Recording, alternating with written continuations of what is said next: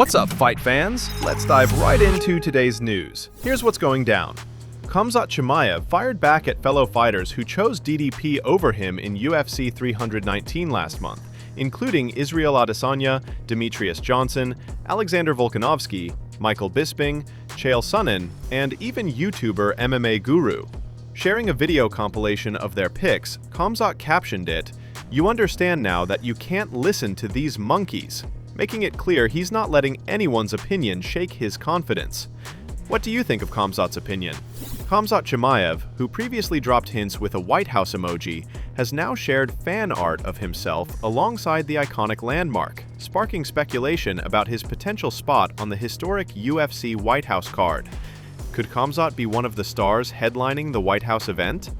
UFC light heavyweight Alex Pereira is currently 234 pounds, just 2 weeks out from his highly anticipated rematch with Magomed Ankalaev at UFC 320. Here is what Alex posted on his social media. It's hard because it's funny. I don't think of it as difficult because I can skate better, I can walk. So I don't think you're even slippery out there. With the 205-pound limit looming, Pereira faces a serious weight cut ahead of the October 4th fight in Las Vegas. Do you think Pereira should move up in weight class? UFC star Alex Pereira claims he's only revealing 5% of what he's been working on ahead of his October 4th rematch with Magomed Ankalaev. The light heavyweight champ is keeping most of his game under wraps, teasing big surprises for fight night. Eu assisti algumas vezes, né? Não assisti tantas vezes que nem as outras, é claro, acho que foi o suficiente, né? Pra ver ali onde teve as falhas, né? É óbvio que teve algumas falhas ali, a gente tá fazendo treinos ali com a galera, pessoal boa trocação, trouxe algumas pessoas de fora, não postei muito vídeo dessa vez, às vezes as pessoas falam, tá mostrando muito, tá? Mostrei, ok, 5%. Se tá impressionando isso aí, legal, 5% tá. What do you think Pereira has been hiding for the Ankalaev rematch? Ilia Topuria nails reaction time test. UFC lightweight Ilia Topuria showcased his lightning-fast reflexes in a reaction time drill, catching every stick in a video he shared on social media. 1, 2.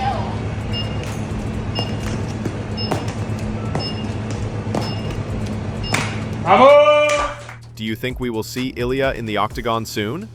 After Rafael Fiziev pulled out of the UFC Rio main event due to injury, Renato Moicano has offered a short-notice fight against Charles Oliveira just 3 weeks away.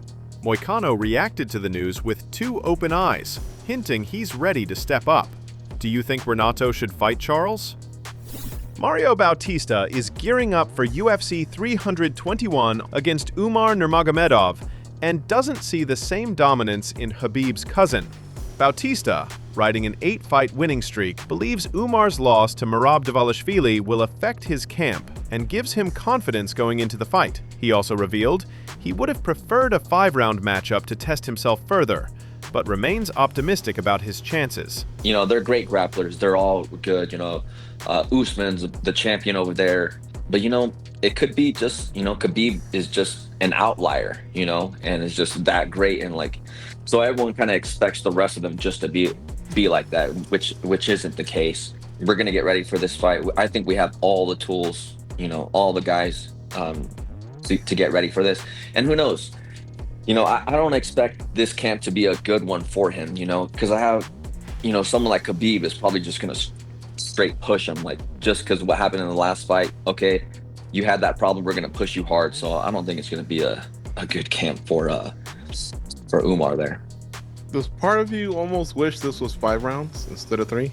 Yeah, because I think it was supposed to be that originally, and so I like that, because one, I get to test myself and have a 5-round fight before we start getting into these big ones. We're already there, but just to have that challenge, and then just seeing what I seen on when he fought Merab, I think it would just definitely work in my favor. So nonetheless, I'm still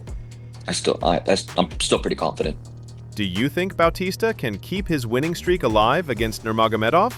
UFC legend Daniel Cormier suggested Jon Jones should be allowed to compete at the historic White House event, despite Dana White's hesitations. DC believes having top American fighters like Jones on the card would be fitting, and even proposed contractual safeguards to ensure the bout happens. Here's what DC had to say. Jon Jones has stated publicly he wants to fight at the White House. Even last week he was at the Grammys or some shit like that, and he was on the red carpet speaking about how he's back testing and he's ready to fight at the White House. But Dana seems more stern in not letting him today than I have ever seen him in regards to Jon Jones. I remember when he canceled that fight against Chael, Dana said he'll never headline again. This time he seems like he is not going to back down and allow for him to be on this White House card. And if I'm being completely honest, I don't know that I agree. I think I would let him fight. I think if he wants to fight, I would let him fight, because for as much as mixed martial arts is a global sport, and it's a sport that everybody loves and we support people from all around the world, at the end of the day, when we're fighting at the White House, you want American people that can win at the end of the night.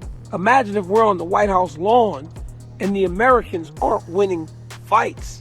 And that could happen, because when the opening line for McGregor versus Chandler comes out, Chandler's gonna be a pretty substantial underdog, as he should be. Even though Conor hasn't fought in forever, he will still be the favorite to beat Michael Chandler. I believe that you gotta let him fight, man. I think that you put some things in his contract that makes it very costly to not follow through. Do you agree with DC? Should Bones fight on the White House card? UFC president Dana White, who rarely enjoys fight movies, gave high praise to the Smashing Machine, calling it unbelievable and commending Dwayne Johnson and Emily Blunt's performances. Talking to MMA Junkie, White said, "There's a scene in there with Johnson and Emily Blunt, and I think they should both win an Oscar based on this one scene. The movie is incredible. I'm happy for him. He's finally gonna get the credit for his acting skills. And people that they put in the movie that I thought was pretty brave, because they don't have a lot of acting experience, they killed too." Have you watched The Smashing Machine? Tom Aspinall revealed that he had begun 3 to 4 training camps in preparation for a potential fight against Jon Jones. According to Aspinall, each camp was disrupted as the fight dates kept getting postponed. Just as he was gearing up, the matchup never materialized, because Jon Jones announced his retirement. How frustrating have you found it over last year? Not having a date, not having an opponent, not having a target to work towards? I mean, that isn't entirely accurate. Okay. Now, this is an exclusive coming live on TNT Sport. But there was a lot of times when the UFC would tell me, right, the Jon Jones fight is happening in 3 months, for example. So we'd start the training camp, the intensity would up, and then the date would get moved. Like that happened like 3 or 4 times, and then eventually he retired. So it wasn't like I was literally sat waiting for the full year. I did think that the fight was going to come. And then everyone's saying, oh, well, why are you waiting? Why are you waiting? I wasn't waiting, I was getting told that the fight was happening, so there's nothing I could really do. My hands were tied completely by the UFC, so... But is that not even more mentally taxing? Having like the peaks and troughs, rather than just having a straight line to deal with, yeah. You were like that. So is that not even more mentally taxing than it would be if you were just sitting out for a year? It is. But what it has given me is it's given me a massive opportunity to get better. Yeah. Like, because I'm not just training without a goal. I did think I had a goal a few times that I'm working towards, right. And it didn't materialise, is the word. It didn't materialise. So I did have the intensity of a training camp. I did have the hard sparring, I did have the hard rounds in the gym, the hard grapples, the strength and conditioning, the technical work and all that stuff that you do for a training camp. So, mate, my improvement in the last year has been massive, and I just can't wait to go out there and show it. Security guard turned UFC fighter Bogdan Guskov recently revealed shocking details about Jon Jones's behavior during his 2013 light heavyweight title fight against Alexander Gustafsson. "I saw Gustafsson leave around 10 to 11 p.m. to get some sleep. Meanwhile, Jon Jones stayed in the club until 5 a.m. He was drunk AF. At one point, I even saw him and Frank Mir wrestling on the floor, and none of us dared to break it up. Luckily, they were just playing. I was shocked that a fighter of this level could party like that." When asked if Jones was drinking vodka, he added, "He drank everything that was at the bar." Despite being at the peak of his career, Jones clearly had little concern for conventional fight camp discipline, and now the actual surveillance footage from that night has surfaced, proving just how wild the scene really was. Who do you think would have won if they fought each other?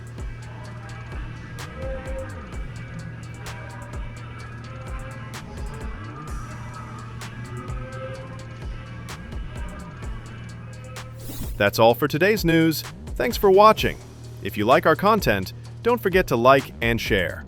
Subscribe to not miss daily MMA news from us.